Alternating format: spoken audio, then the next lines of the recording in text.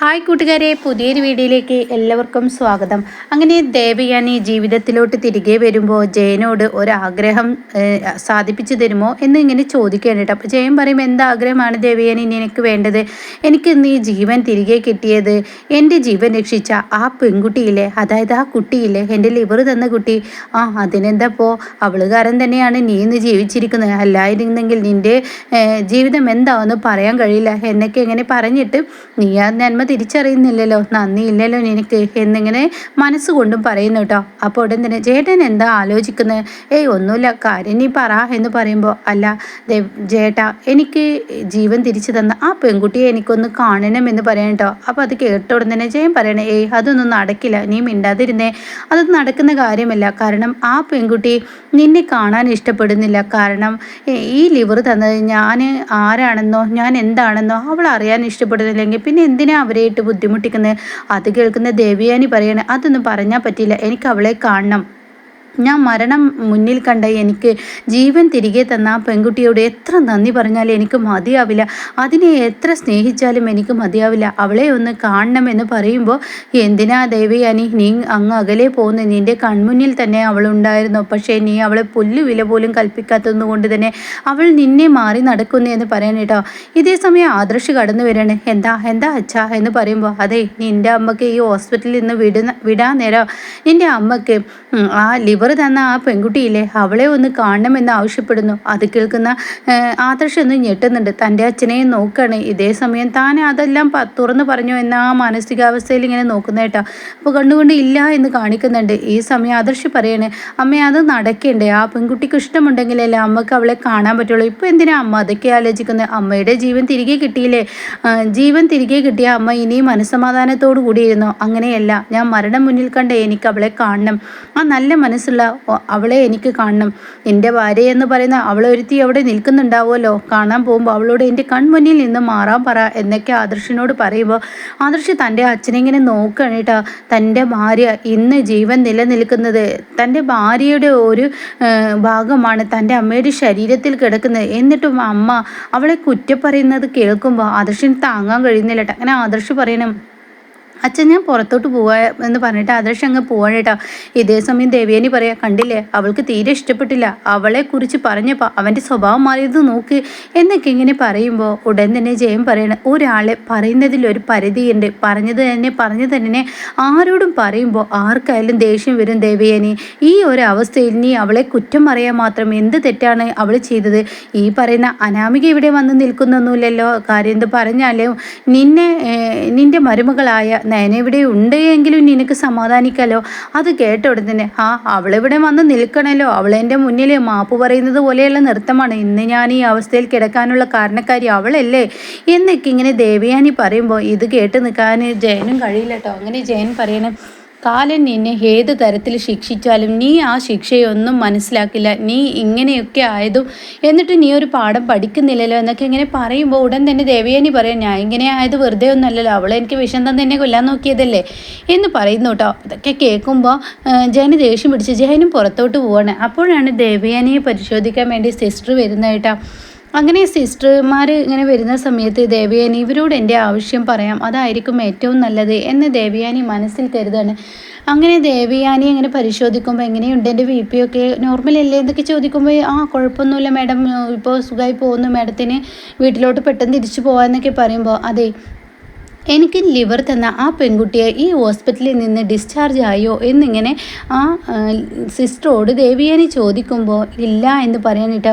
എങ്കിൽ നിങ്ങളൊന്ന് ആ കുട്ടിക്ക് എന്നെ കാണുന്നത് ഇഷ്ടമല്ലെങ്കിലും അകലെ നിന്നിട്ടെങ്കിലും ഞാൻ ആ പെൺകുട്ടിയെ ഒന്ന് കണ്ടോട്ടെ, എൻ്റെ മനസ്സിനൊരു സംതൃപ്തിക്ക് വേണ്ടിയിട്ടാണ്, സന്തോഷത്തിന് വേണ്ടിയാണ് ആ കുട്ടിയുടെ മുഖം കാണാൻ എൻ്റെ നെഞ്ചിങ്ങനെ കിടന്ന് പിടക്കുന്നു. കാരണം എൻ്റെ ശരീരത്തിൽ ആ കുട്ടിയുടെ ഒരു ഭാഗമല്ലേ കിടക്കുന്നത്, അതുകൊണ്ട് തന്നെ എനിക്ക് അവളെ കാണണമെന്ന് ആവശ്യപ്പെടാൻ കേട്ടോ. ഇതേ സമയം അത് ഞങ്ങൾക്കതിന് പാടില്ല, കാരണം ഡോക്ടർ അറിഞ്ഞു കഴിഞ്ഞാൽ അത് പ്രശ്നമാണ് എന്നൊക്കെ ഇങ്ങനെ സിസ്റ്റർ പറയുമ്പോൾ, നിങ്ങൾക്ക് ഒരു പ്രശ്നം വരാതെ നോക്കാൻ എനിക്കറിയാം, അതുകൊണ്ട് നിങ്ങൾ ഒരു പേടിയും പേടിക്കണം, ഞാൻ നിങ്ങൾക്ക് എന്ത് വേണമെങ്കിലും ചെയ്യാം, എനിക്ക് നിങ്ങൾ ഈ ഒരു സഹായം ചെയ്താൽ മതി, കാരണം എനിക്ക് അവരെ ഒന്ന് കാണണം. അപ്പോൾ അത് കേൾക്കുന്ന ഈ സിസ്റ്ററിന് ഒരു തോന്നൽ മനസ്സിൽ, കാരണം എനിക്ക് സാമ്പത്തിക ബുദ്ധിമുട്ട് നല്ലോണം ഉണ്ട്, അപ്പോൾ ഇവരെന്ത് വേണമെങ്കിലും ചെയ്യാമെന്നൊക്കെ പറയുമ്പോൾ, അപ്പോൾ ദേവയാനി പറയണേ, ഞാൻ എൻ്റെ അസുഖം മാറി വീട്ടിൽ ചെന്നാൽ നിങ്ങളുടെ ഫോൺ നമ്പർ തന്നാൽ മതി, ഞാൻ വിളിക്കാം, നിങ്ങൾക്ക് എത്ര പൈസ വേണമെങ്കിലും തരാം, ആരോടും ഞാൻ ഇക്കാര്യം പറയില്ല, എന്തിനും എൻ്റെ മക്കളോടോ ഭർത്താവിനോടോ ഒന്നും പറയില്ല, ആ പെൺകുട്ടി പോലും ഞാനാണ് ഈ തന്ന പേഷ്യൻ്റ് എന്ന് അറിയില്ല, ഞാൻ ദൂരെ നിന്ന് കണ്ടോളാം എന്ന് പറഞ്ഞിട്ടോ.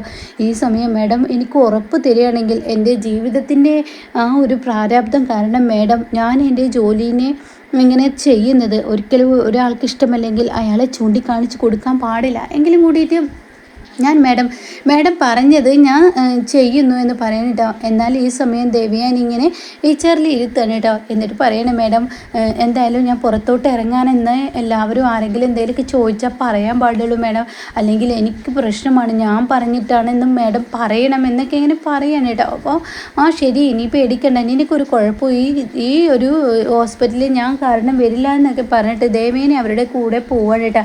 അങ്ങനെ ദേവയാനി ഇങ്ങനെ നയനയുടെ തൊട്ടരികിലോട്ട് ഇങ്ങനെ എത്തുമ്പോഴാണ് പെട്ടെന്ന് ആ ഐസിയിൽ നിന്ന് നയനയുടെ അടുത്ത് നിന്ന് ആദർശ് ഇറങ്ങിപ്പോകുന്നത് കേട്ടോ. കാരണം അമ്മയുടെ വാക്കുകൾ കേട്ട് വല്ലാതെ അങ്ങ് സങ്കടമായിരിക്കുകയാണ് ആദർശിന്. കാരണം ആദർശിന് ഒരിക്കലും സഹിക്കാൻ കഴിയാത്തൊരു കാര്യമാണ് തൻ്റെ അമ്മ വീണ്ടും വീണ്ടും പറയുന്നത്. തൻ്റെ ഭാര്യ തൻ്റെ അമ്മക്ക് വേണ്ടി ജീവൻ കളയുമ്പോൾ തൻ്റെ അമ്മ തൻ്റെ ഭാര്യയെ വീണ്ടും വീണ്ടും നോവിക്കുന്നത് കാണുമ്പോൾ സഹിക്കാൻ കഴിയുന്നില്ല കേട്ടോ.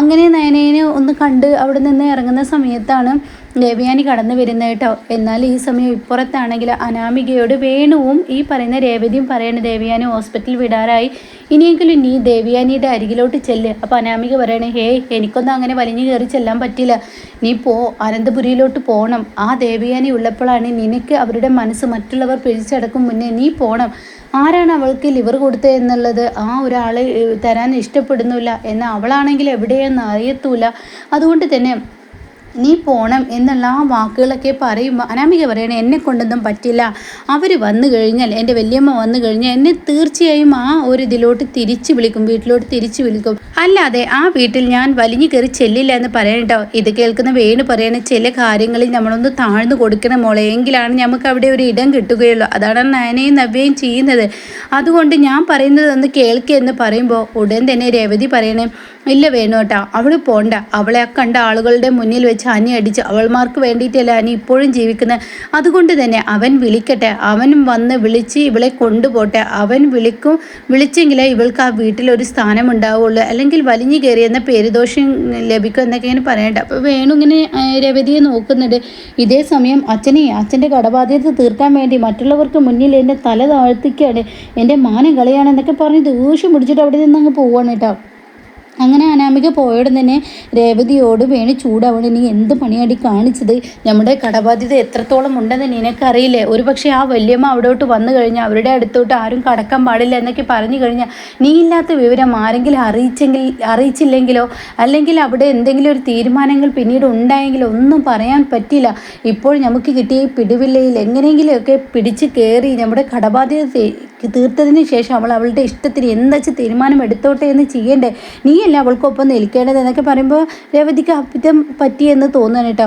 ഇതേ സമയം ഇങ്ങനെ ഐസുവിൻ്റെ മുന്നിലെത്തിയ ദേവയാനി ഇങ്ങനെ വരുന്നത് ആദർശ് കാണുകയാണ്. അപ്പോൾ അമ്മ ഇങ്ങോട്ടേക്കാന്ന് പറഞ്ഞ ഉടനെ തന്നെ, ഒന്നുമില്ല മോനെ, ഞാനിങ്ങനെ കാറ്റ് കൊള്ളാൻ വേണ്ടി വന്നതാണ്. അപ്പോൾ വീണ്ടും ചോദിക്കുകയാണ്, അമ്മ എങ്ങോട്ടേക്കാ, ഞാൻ കാറ്റ് കൊള്ളാൻ വന്നതാന്ന് പറഞ്ഞില്ലേ, അമ്മ എങ്ങോട്ടേക്കാ എന്നോട് പറ, ഞാൻ കാര്യം എന്താണെങ്കിലും നമുക്ക് സാധിച്ചു തരാം, അങ്ങനെ നമുക്ക് നടക്കാനൊന്നും പാടില്ലല്ലോ എന്ന് പറഞ്ഞ ഉടനെ തന്നെ ആദർശിനോട് പറയാണ് ദേവയാനി, അതെ എനിക്ക് ലിവർ തന്ന ആ പെൺകുട്ടിയില്ലേ, ആ മഹാലക്ഷ്മിയില്ലേ, ആ ദേവതയില്ലേ, അവളെ എനിക്കൊരു നോക്കി കാണാൻ വേണ്ടി ഓടി വന്നതാണ് ഞാൻ, അവളെ എനിക്കൊന്ന് കാണണം എന്ന് പറയാൻ കേട്ടോ. അപ്പോൾ ഇത് കേൾക്കുന്ന ആദർശ് ആകെ ഞെട്ടിപ്പോവാണ് കേട്ടോ.